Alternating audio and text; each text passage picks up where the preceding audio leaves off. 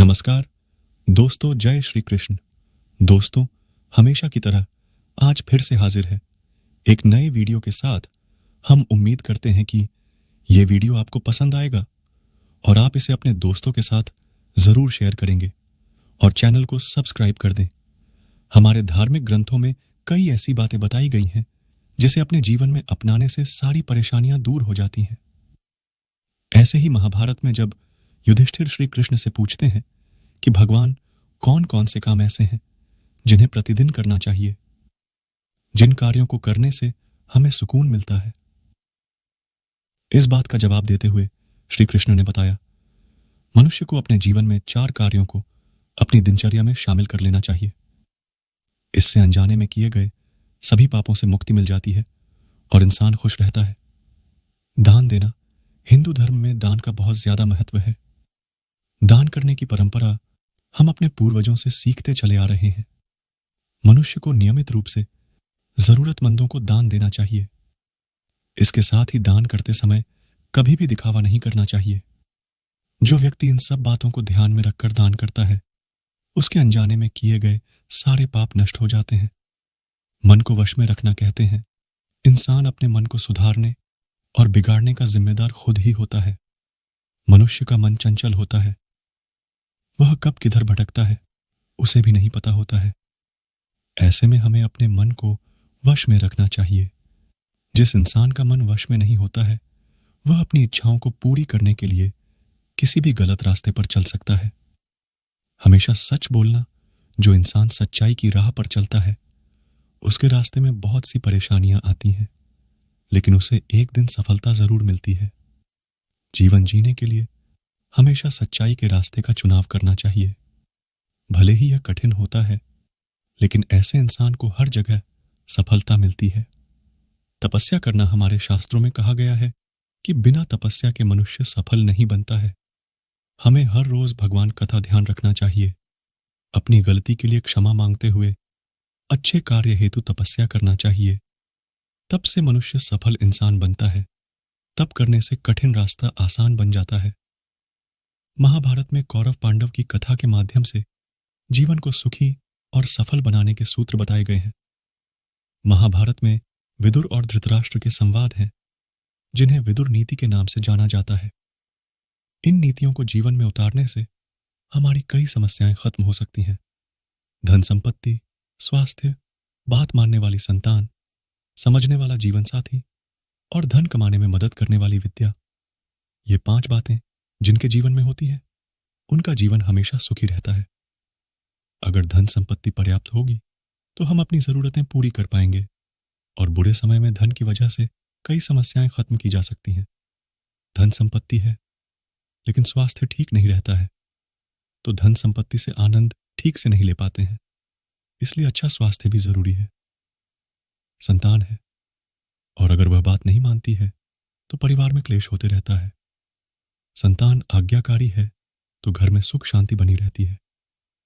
जिन लोगों का जीवन साथी बुरे समय में भी साथ रहता है, वह विपरीत परिस्थितियों को भी आसानी से दूर कर सकता है।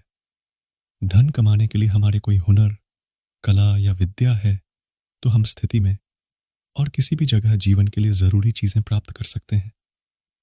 इन 5 चीजों के साथ ही व्यक्ति को धैर्यवान भी होना चाहिए। हालात कैसे भी हों, हमें जल्दबाजी नहीं करनी चाहिए, वरना हालात और ज्यादा बिगड़ सकते हैं। विदुर एक दासी के पुत्र और कौरव के महांत्री थे। इन्हें धर्मराज का अवतार माना जाता है और महाभारत महान पात्रों में से थे। दासी पुत्र होने के बाद भी महाभारत में विदुर की भूमिका महत्वपूर्ण है। विदुर ने समय समय पर धृतराष्ट्र को अधर्म करने से रोकने की कोशिश की थी, लेकिन धृतराष्ट्र ने उनकी बातें नहीं मानी। विदुर ने पांडवों को कई ऐसी नीतियां बताई थीं जिन्हें अपनाकर वे कई परेशानियों से बच गए थे। पर स्त्री का स्पर्श, पर धन का हरण, मित्रों का त्याग रूप, यह तीनों दोष क्रमशः काम, लोभ और क्रोध से उत्पन्न होते हैं। जो विश्वास का पात्र नहीं है, उसका तो कभी विश्वास किया ही नहीं जाना चाहिए, पर जो विश्वास के योग्य है, उस पर भी अधिक विश्वास नहीं किया जाना चाहिए। विश्वास से जो भय उत्पन्न होता है, वह मूल उद्देश्य का भी नाश कर डालता है। संसार के 6 सुख प्रमुख है, धन प्राप्ति, हमेशा स्वस्थ रहना, वश में रहने वाले पुत्र, प्रिय भार्या, प्रिय बोलने वाली भार्या और मनोरथ पूर्ण कराने वाली विद्या, अर्थात इन 6 से संसार में सुख उपलब्ध होता है। बुद्धिमान व्यक्ति के प्रति अपराध कर कोई दूर भी चला जाए तो चैन से न बैठे, क्योंकि बुद्धिमान व्यक्ति की बाहें लंबी होती है और समय आने पर वह अपना बदला लेता है। क्षमा को दोष नहीं मानना चाहिए। निश्चय ही क्षमा परम बल है। क्षमा निर्बल मनुष्यों का गुण है और बलवानों का क्षमा भूषण है। काम, क्रोध और लोभ, यह 3 प्रकार के नरक यानी दुखों की ओर जाने के मार्ग है। यह तीनों आत्मा का नाश करने वाले हैं, इसलिए इनसे हमेशा दूर रहना चाहिए। ईर्ष्या, दूसरों से घृणा करने वाला, असंतुष्ट, क्रोध करने वाला, शंकालु और पराश्रित, 6 प्रकार के व्यक्ति सदा दुखी रहते हैं। जो पुरुष अच्छे कर्मों और पुरुषों में विश्वास नहीं रखता, गुरुजनों में भी स्वभाव से ही शंकित रहता है, किसी का विश्वास नहीं करता, मित्रों का परित्याग करता है, वह पुरुष निश्चय ही अधर्मी होता है। जो अच्छे कर्म करता है और बुरे कर्मों से दूर रहता है, साथ ही जो ईश्वर में भरोसा रखता है और श्रद्धालु है, उसके ये सद्गुण पंडित होने के लक्षण हैं। जो अपना आदर सम्मान होने पर खुशी से फूल नहीं उठता और अनादर होने पर क्रोधित नहीं होता, तथा गंगा जी के कुंड के समान जिसका मन अशांत नहीं होता, वह ज्ञानी कहलाता है। मूढ़ चित्त वाला नीच व्यक्ति बिना बुलाए ही अंदर चला आता है, बिना पूछे ही बोलने लगता है, तथा जो विश्वास करने योग्य नहीं है उन पर भी विश्वास कर लेता है। जो बहुत धन, विद्या तथा ऐश्वर्य को पाकर भी इठलाता नहीं, वह पंडित कहलाता है। मनुष्य अकेला पाप करता है और बहुत से लोग उसका आनंद उठाते हैं। आनंद उठाने वाले तो बच जाते हैं, पर पाप करने वाला दोष का भागी होता है। किसी धनुर्धर वीर के द्वारा छोड़ा हुआ बाण संभव है किसी एक को भी मारे या ना मारे, मगर बुद्धिमान द्वारा प्रयुक्त की हुई बुद्धि राजा के साथ साथ संपूर्ण राष्ट्र का विनाश कर सकती है। विदुर धृतराष्ट्र को समझाते हुए कहते हैं, राजन, जैसे समुद्र के पार जाने के लिए नाव ही एकमात्र साधन है, उसी प्रकार स्वर्ग के लिए सत्य ही एकमात्र सीढ़ी है, कुछ और नहीं। किंतु आप इसे नहीं समझ रहे हैं। केवल धर्म ही परम कल्याणकारक है। एकमात्र क्षमा ही शांति का सर्वश्रेष्ठ उपाय है। एक विद्या ही परम संतोष देने वाली है और एकमात्र अहिंसा ही सुख देने वाली है। राजन, ये 2 प्रकार के पुरुष स्वर्ग के भी ऊपर स्थान पाते हैं। शक्तिशाली होने पर भी क्षमा करने वाला और निर्धन होने पर भी दान देने वाला। काम, क्रोध और लोभ, ये आत्मा का नाश करने वाले नरक के 3 दरवाजे हैं। अत इन तीनों को त्याग देना चाहिए।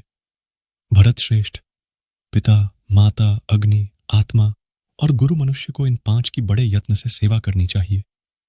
एक दिन एक लड़के ने क्लास में अपने शिक्षक से प्रश्न पूछा कि गुरुजी, हम भगवान को भोग चढ़ाते हैं, तो फिर उस भोग में से भगवान कुछ लेते क्यों नहीं है? हमारा प्रसाद उतना का उतना ही क्यों होता है? उसमें से कुछ कम क्यों नहीं होता है? गुरुजी ने उस लड़के को तत्काल कोई जवाब नहीं दिया। उन्होंने उस बच्चे से कहा कि मैं तुम्हें इसका जवाब कुछ समय के बाद देता हूं। उस दिन गुरुजी ने पाठ के अंत में एक श्लोक पढ़ाया।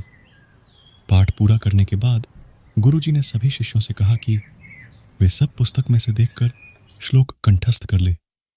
करीब 1 घंटे बाद गुरु ने प्रश्न करने वाले शिष्य से पूछा कि उसे श्लोक कंठस्थ हुआ कि नहीं। उस शिष्य ने पूरा श्लोक शुद्ध शुद्ध गुरु को सुना दिया।